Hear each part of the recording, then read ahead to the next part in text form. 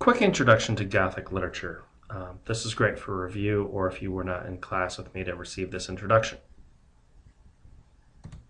First of all, characteristics of Gothic literature. I'm going to give you a list here in a couple minutes, over the next couple minutes. And it's important to remember that not all of these are seen in every piece of Gothic literature, but these are the things that we see most commonly in something we're going to call Gothic literature. Most are usually present, and I'm going to ask you to keep your eyes out for how these are expressed in the story of Frankenstein. Very often we find our characters in or around a castle. The castle might be ruined, or it might not. It might be haunted, or it might not. Think about stories that you've seen that involve a haunted castle or a ruined castle, or where the characters live primarily in a castle. And then check the rest of these characteristics to see if perhaps the story you're thinking of might be categorized as Gothic. These castles, as we've said, may be ruined, but there may be other ruins nearby as well. Ruined buildings, especially when it's dark, especially when there's lightning, especially when it's raining, can indicate a sinister mood, or if they are covered in vines or leaves, or it's summery, those ruined buildings can be almost beautiful and pleasing. You might find these to be old libraries, a servant's home, a partially destroyed old castle, but they help to set the mood for the story. Next is dungeons, crypts, and catacombs. These are places where people might be imprisoned. They are dark places that are often forgotten for a long time. They often involve a sense of discovery. They are associated with the underground, and so by association, they're associated with death. Because they are places that tend to be forgotten, they are also associated with ancient things and ancient places. A character might stumble across a catacomb or a dungeon or a hidden cave where nobody has been in 100, 200, 1,000 years and discover something there or retrieve something from there. Shadows, candles, and darkness. In Gothic literature, we are often confronted with the fact that light is failing or it is already dark. Darkness is a common theme, a common image in these kinds of stories. The action of Gothic novels often takes place during the nighttime, or there are very significant passages that take place in the nighttime. Especially in Gothic movies, they take advantage of this interplay between light and shadow. And what you see in the image here is from the 1929 movie Nosferatu, and this was the first image of a kind of Dracula figure that we saw in that film. And what you're seeing is not the actor himself, but his shadow on the wall.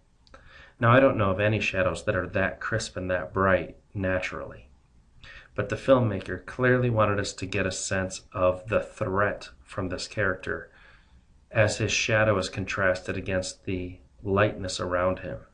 We see his pointed fingers, his pointed nose, his hunched over attitude. We know this is not somebody that we want to get messed up with. Extreme landscapes are something we'll find in Gothic literature. Rugged mountains, icy terrains, a thick forest.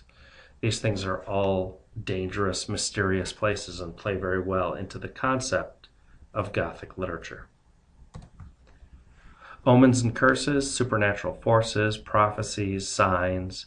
Characters have a sense of hopelessness and doom because of things that they hear, because they hear from an ancient text that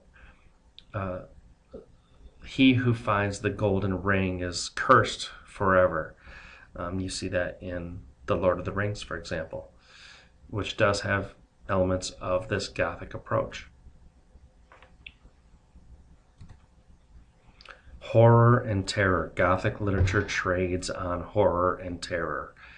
This again is Nosferatu, and you'll notice how in this shot He is surrounded by darkness, and all the light falls on the face of the monster and his hand as he's gripping his victim.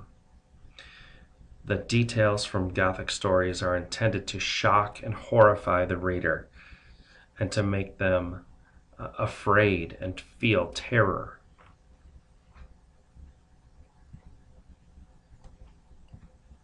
Other Gothic traits include the use of mystery and suspense in telling the story, the strong sense of fear that is intended to be evoked by these stories, the macabre, which is a fascination with things that are of the world of death or the underworld.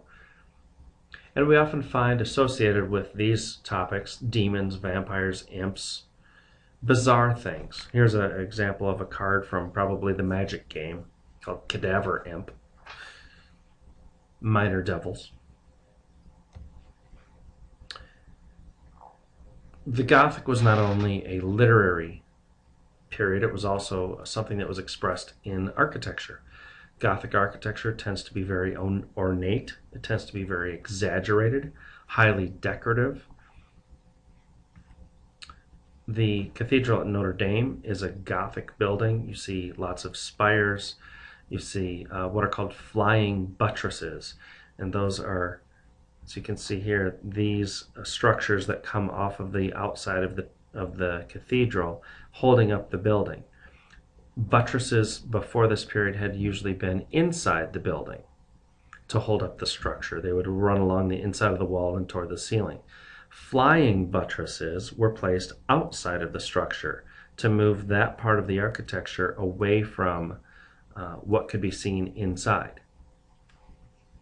Also on the Notre Dame Cathedral are these gargoyles.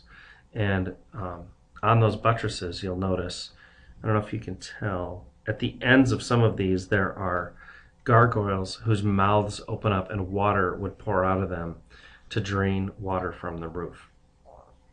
So Gothic literature has all of those characteristics, and its intention is to shock and horrify the reader through fantastic images, through things that are intended to surprise and scare us and make us feel like this guy is coming for us.